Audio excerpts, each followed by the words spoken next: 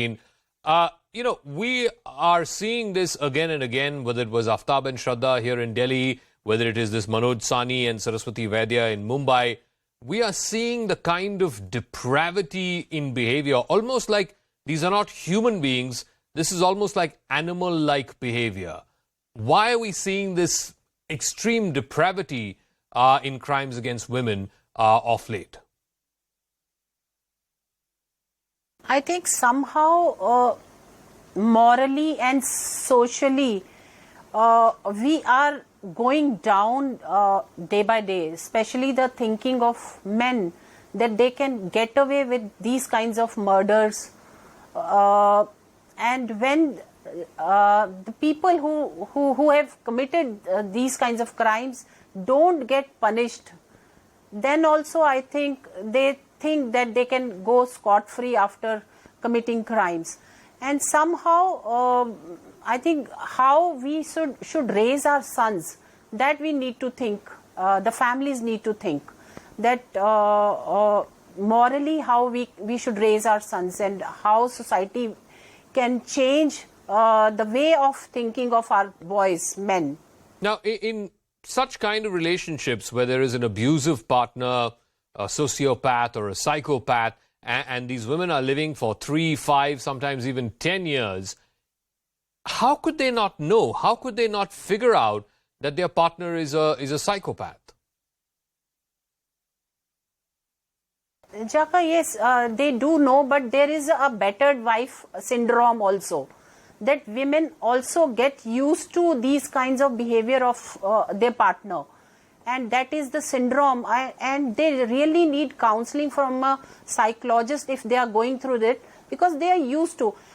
These men, what they do is, when they misbehave with a woman, the second time they will, they will pardon themselves, they will say sorry, and they will again shower them with gifts and love them, and they take them back.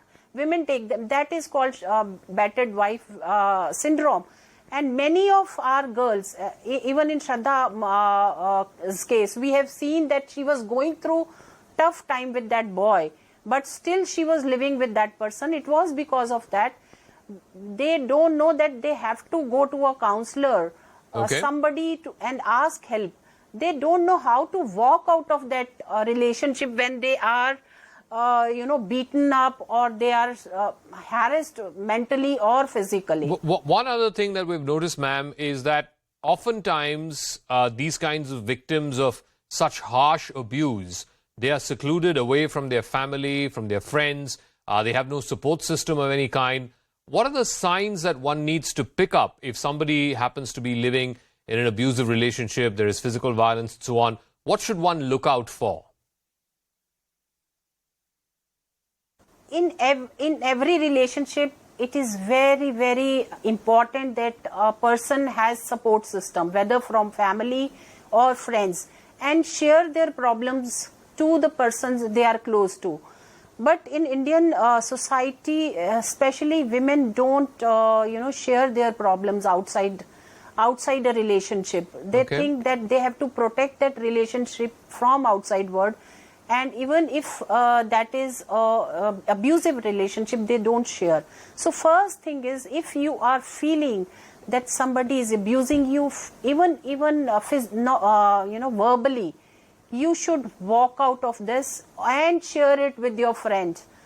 It is very important because they will give you a suggestion, and family also need to support their children. All right. If they are supporting, these kinds of things will not happen. Earlier also I said, and many people disagreed with me, which is okay. But families need to support their children, even if they are having a live-in relationship.